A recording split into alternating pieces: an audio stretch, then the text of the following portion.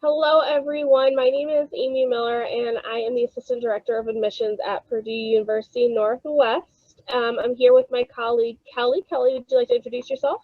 Yeah, my name is Kelly Eiler. I'm an admission counselor with Valparaiso University.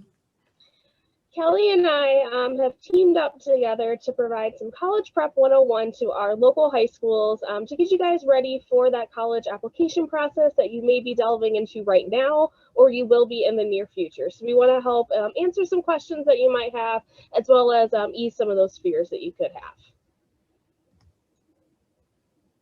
So the college admission process can sometimes look like this, a maze. You're not sure where to go, where to turn, what to ask, and it can be a little bit overwhelming. So as admission counselors, Kelly and I's job is to make this the most straight and easiest path possible from applying to starting at your dream school. So don't feel worried, you're gonna do amazing and we're there every step of the way. And at the beginning of our presentation, or currently, you might feel like this. You're internally screaming or externally screaming, that's okay too. And you're a little confused and overwhelmed. I hope by the end of this presentation, you feel a little calmer and more prepared and ready to take on these next steps. Hopefully we're not externally screaming too much, but I mean, it is however you feel you need. But to get us prepared, we wanted to go ahead and just kind of talk through some of the general questions to ask. So as you're going through this process, these are great questions to keep in the back of your mind as you're doing research online, as you're talking with admission counselors, going on visits, things like that, just to kind of get a feel for the application process, the college, and things along those lines. So as far as the application process, it's great to ask things having to do with the application, such as the application fee. Some schools are going to have an additional cost with applying. So it's good to know what that fee is, if there is a fee for a school. An application deadline is another really great question to have, just because the deadline is going to look a little different at every school, and you want to make sure that you give the best application by the deadline for each school. What are the application requirements? That's another thing that's going to differ by school as well. Some schools may require one thing. For the other schools, it may be optional. I think we'll jump into this in a little bit as well. So having an understanding of exactly what each school is looking for can help you make sure you're putting together the best application for each school. Do you have direct admission? So this is a really important one. For those of you that aren't familiar, the idea of direct admission essentially refers to the concept that when you are admitted to the school, you are admitted to the program. So I always use nursing as an example because it actually happens in nursing often enough where there is either direct admit or not direct admit. So it's smart to ask.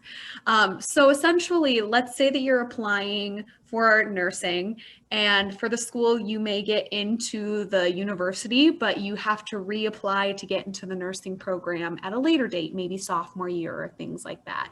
That is not a direct admit school. A direct admit school is one that when you apply, you're into the university, you're into your program of choice, you're good to go, no reapplication process necessary. So that's always nice to ask just to get a feel of the competitiveness of the programs, the collaboration within the programs, and things along those lines. How do schools evaluate GPA? It's going to be a little different, especially this year, and ACT and SAT scores. Many of you may know this year, a lot of schools have switched to the test optional realm. That may extend for some schools into next year as well. And there's just been a test optional movement happening in general. So even though this movement has started because of COVID-19 or expedited because of COVID-19, it's likely that it will still continue, but having an understanding of which schools do it, how long they plan to do it, and what they're going to look for, what your GPA and those SAT scores are going to mean when admission counselors are reviewing your application. Placement rate is another really great one. I hear this one from parents a lot, just because placement rate is the easiest way to get a feel for if students are finding a job or getting into graduate school upon graduation. So it's usually how many of your students are getting a job or getting into graduate school and getting a feel of the success of the students.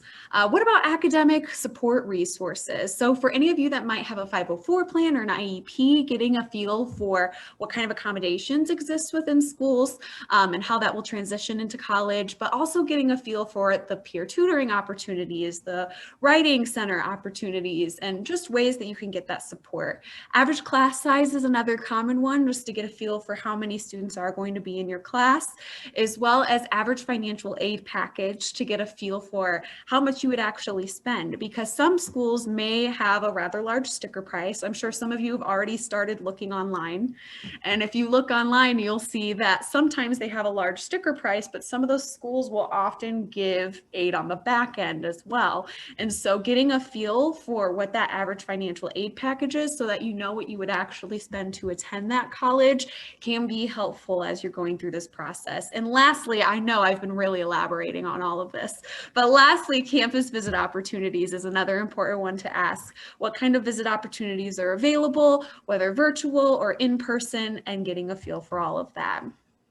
So I mentioned standardized testing and how that's going to be a little different for each school. SAT or ACT wise, if we have any seniors here, if you weren't able to take the SAT or ACT, that's totally okay. You don't, for some schools, they're allowing you to not take those this year. Those are the test optional schools. However, you want to talk with every school and see exactly what their requirements are. Now, for those of you that are maybe juniors, you may have more of an opportunity to prepare for this. And so usually we say in spring of junior year is a good time to think about taking a test. Like I said, the test optional world is expanding right now. And so even if you think that you plan to apply to a school so that they don't look at your SAT or ACT, it can be really beneficial to still take one anyway, because some schools are what they call test flexible, in which they prefer a test, but they don't need it. Some are test optional, where it really is up to you. And then some are test blind, where they actually won't even look at it. And then there's some that will clearly require them anyway. This year, I know that's a lot more flexible because COVID-19 impacted students. But I always suggest, especially for those juniors, sophomores, freshmen, to go ahead and plan to try and sneak one test in if you can, just so you have it available if you get to that time. Asking schools about super scoring and getting a feel of if they will do that and if it will impact your scholarships. For those of you that don't know what super scoring is, essentially if you take the SAT twice, you do better in one section for the first one, you do better in the second section for the next one. You can take your highest scores and create the highest composite score. So not every school does super scoring, but it's good to ask. It's also good to ask about if schools will accept self-reported grades. And so self-reporting, not grades, sorry, self-reported scores. There we go. However, grades for some as well, not grades, but transcript wise. However, so self-reported scores, essentially you can just tell schools what your scores are. And then on the back end, if you decided to go to that school, then you can go ahead and give the official scores. But again, not every school does that, so it's smart to ask. And lastly, just to kind of briefly talk through the application, it's smart to ask whether you need to apply through the university website or through the Common App. Essentially, the Common App is one application you can fill out and send to multiple schools.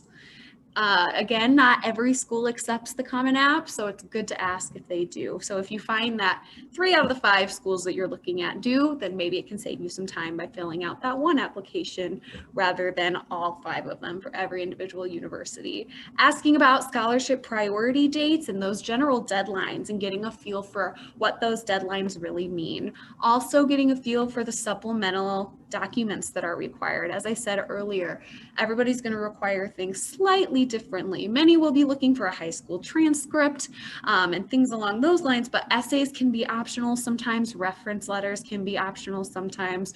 So you want to make sure that you're turning in all of the required documents and sometimes the optional ones too, because they can help.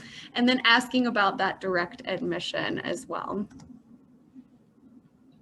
All right, so the bread and butter when it comes to the admission process is that high school transcript, as Kelly mentioned. So every university is going to ask for this transcript. So the transcript, in a sense, is going to have all of your grades from 9th grade all the way up to present. So to apply for a university, you have to have at least 6 semesters completed in order to have that process started. So if you're not sure about that, of course, you can always check. So they're going to have all of the grades. It's going to include your GPA, your overall GPA, Sometimes they put weighted versus unweighted GPA. There's a lot of different things on there, test scores, different things. But what we have on the slide is kind of the core things that us in the admissions office look for. So the first being grade trend. We're going to see, as you progress through high school, did you take those new challenges as you got higher up in grades well? Did you do well in AP classes? What was that trend? Was it going up? If you had a rough semester, did you bounce back? Things like that. It's a really good way for us to see how you handle academics. Of course, your course load. Did you take difficult courses? Did you take things specific to the major you want to go into? A big thing that we look for is senior year. We always say, you get to senior year, you just kind of want to just take what you can, be done, you graduate. But we want to see that you're still taking those higher level courses to continue on into college. So we don't want you to slack off or feel like, oh, I'm just going to take art all day. Definitely continue with those courses. If you have the opportunity to take AP, IB, or dual credit college courses, please do. It is a wonderful opportunity to receive college credit while you are in high school. And it does look very good on an application because it shows that you are wanting to have that college experience and you're starting early. Of course, your GPA is a big factor. Many universities will look at overall GPA as well as something called your core or 5-subject GPA. So what that means is we take your grades in math, English, social sciences, science, and foreign languages, and we see what that GPA would look like. So take out all those elective courses, and that's your core GPA.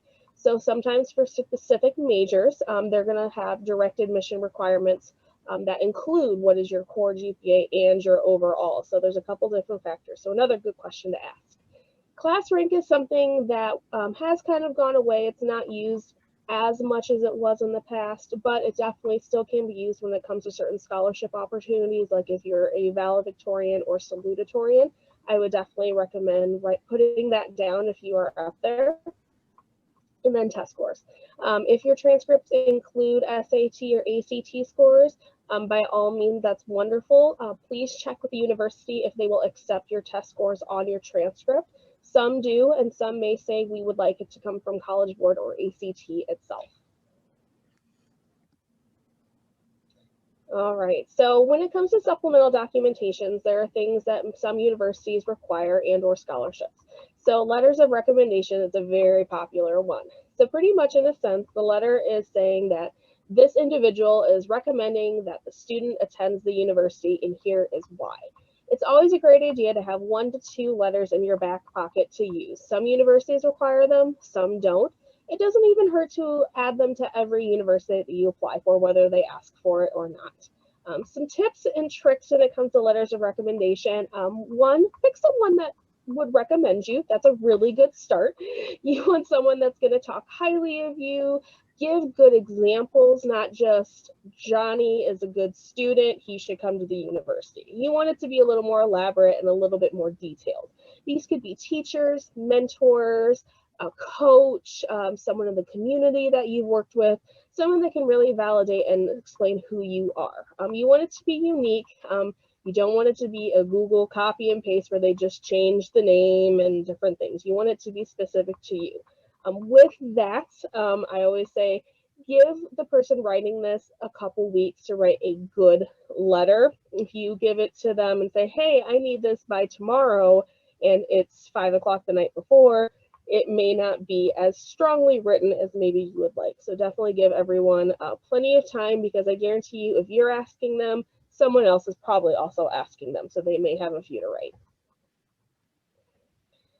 And then the next piece of supplemental education documents we ask is essays. So I know a lot of my students have this face when you tell them they have to write an essay, because they go, I don't know what to write about. I don't know even who I am anymore, and I don't know how to write about myself.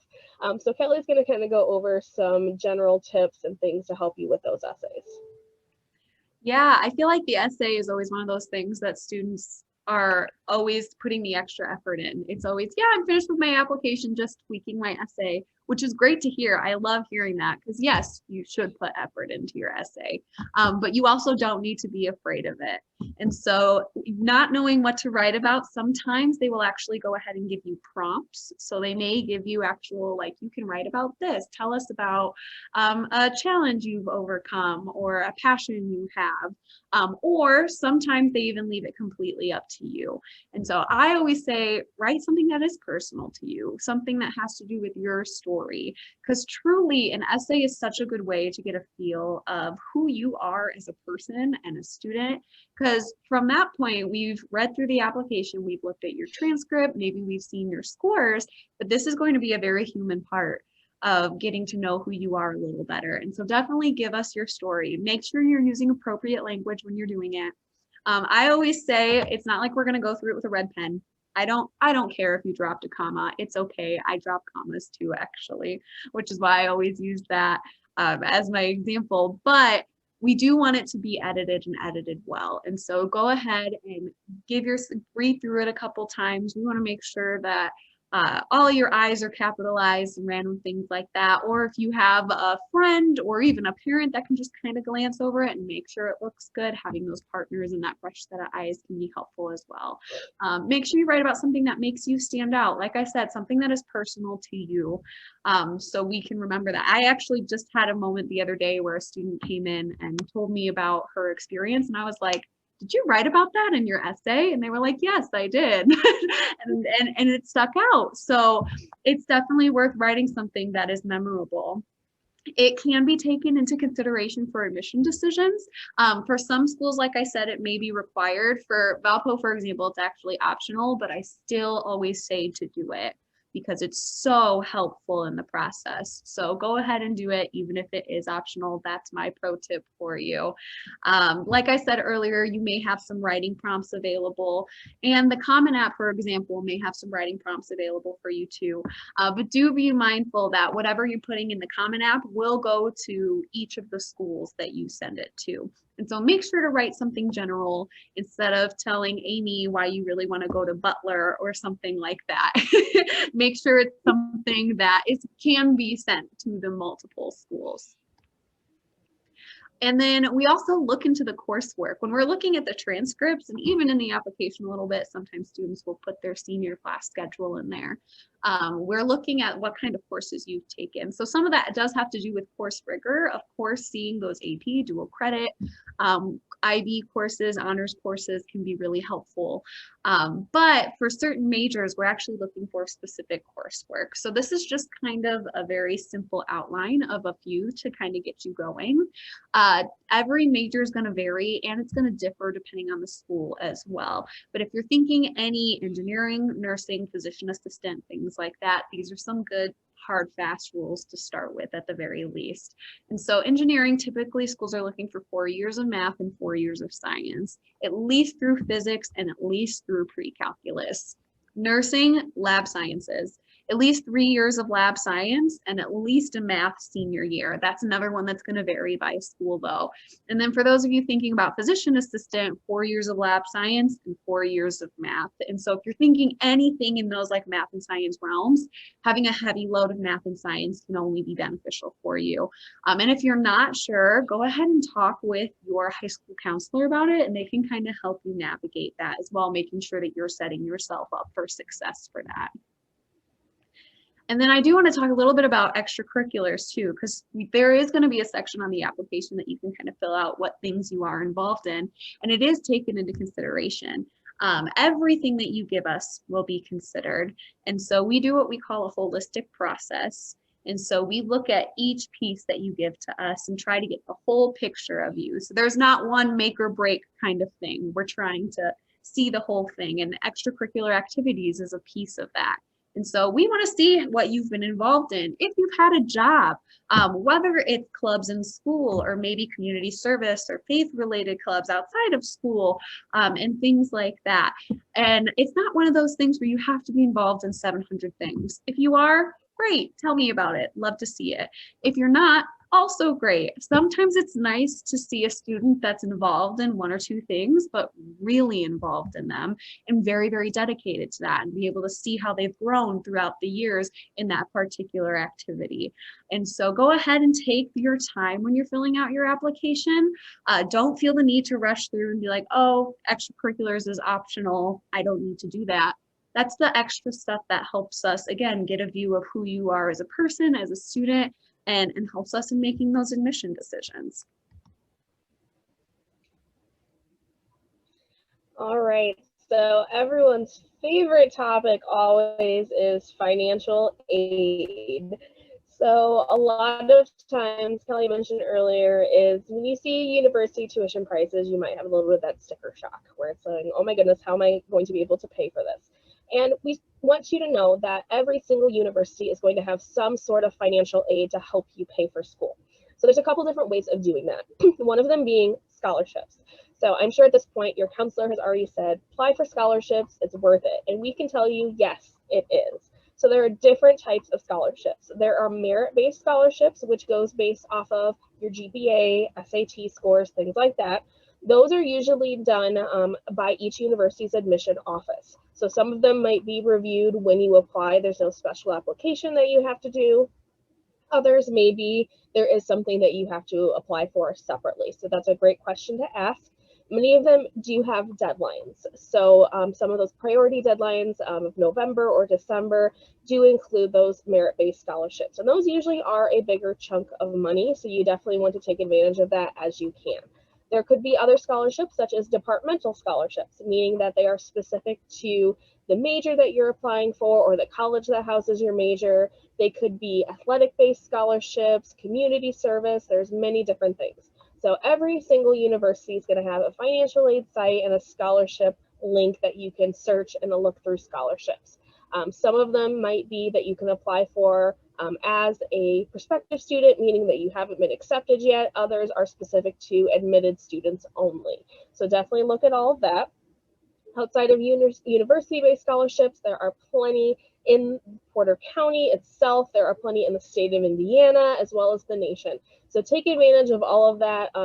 But I always say Google can be your friend. Google can also be overwhelming. So definitely do your research on everything and do not apply for anything that asks you for money first. That's a big pro tip. The biggest part of financial aid would be the FAFSA. So if you haven't heard the FAFSA yet, it stands for the Free Application for Federal Student Aid. This is a government application that you and your parents or guardians fill out together. It opens up October 1st of every year. And then the Indiana deadline for any state aid is April 15th of every year. So what this does is you fill it out and they ask for tax information, household information, a lot of different factors, and they use that to calculate if you are eligible for any Pell Grant, which is free money from the government to help pay for school, as well as student loan opportunities. So almost every single student is going to be eligible for some sort of student loan. Freshmen start at $5,500 and it goes up from there as you go through college. Biggest thing with loans to remember is it's not a automatic that once you apply for the FAFSA, you have to take a loan out. It is per student and per family to make that decision if they want to take it, as well as the repayment process. They go through all of that to make sure that you are fully aware. So those are really good things to look at. Don't be afraid to apply for scholarships, even if it's a couple $100. That could be a book that you don't have to pay for later on. So there's a really great tool called the Net Price Calculator. The link for that is actually on the bottom left of the screen, where you can look at each university, you can put in some information, and it can give you some general financial aid information to kind of help get you through each university to kind of see what things will look at. Another thing to remember is some universities, private universities in particular, may have some other loan or scholarship opportunities that they talk about that may not be directly on these big websites. So of course, if you have questions, reach out to your admission counselor and they can go through things specifically to you. All right, so my favorite thing to talk about is college campus visits. So I understand that right now, going to visit a college campus is looking a little bit different than it has in the past. So understandably, with this, COVID and keeping everyone safe, many universities have started doing virtual visits. So those could be individual meetings with the admission counselor that you could do, something similar to like this. There could be virtual campus tours where you can get video or some audio of different sites around campus to take a look at. That's a really great way to visit campus while being in your PJs, having some coffee.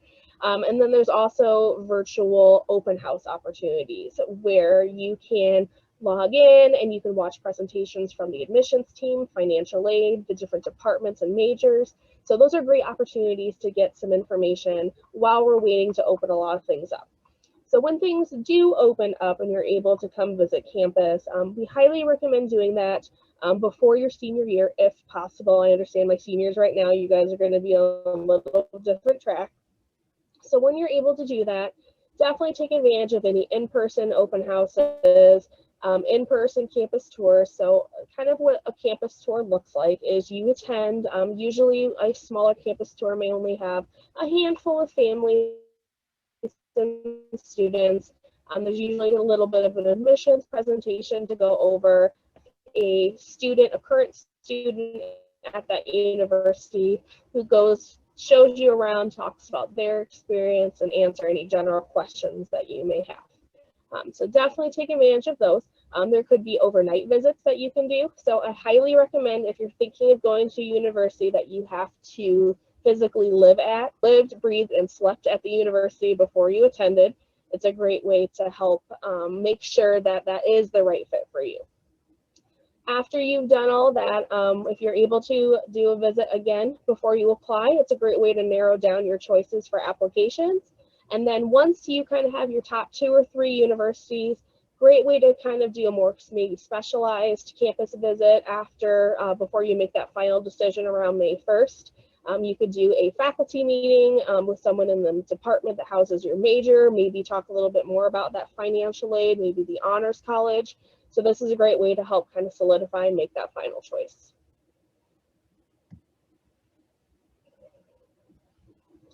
All right. And then another really great opportunity to visit colleges is something called a college fair, or I like to call it college speed dating. So at a traditional college fair, it's usually housed, PNW and Valpo both do this, where it's usually in our gymnasium or big ballroom, and there are literally 50 to 100 different universities present, and they all have these different tables, just like the picture, and you can go up and you have 30 seconds to kind of get information about the university. There is pamphlets to take. They go over things generally. It's a good way to talk to a lot of different admission folks at one time. So it's a really wonderful opportunity.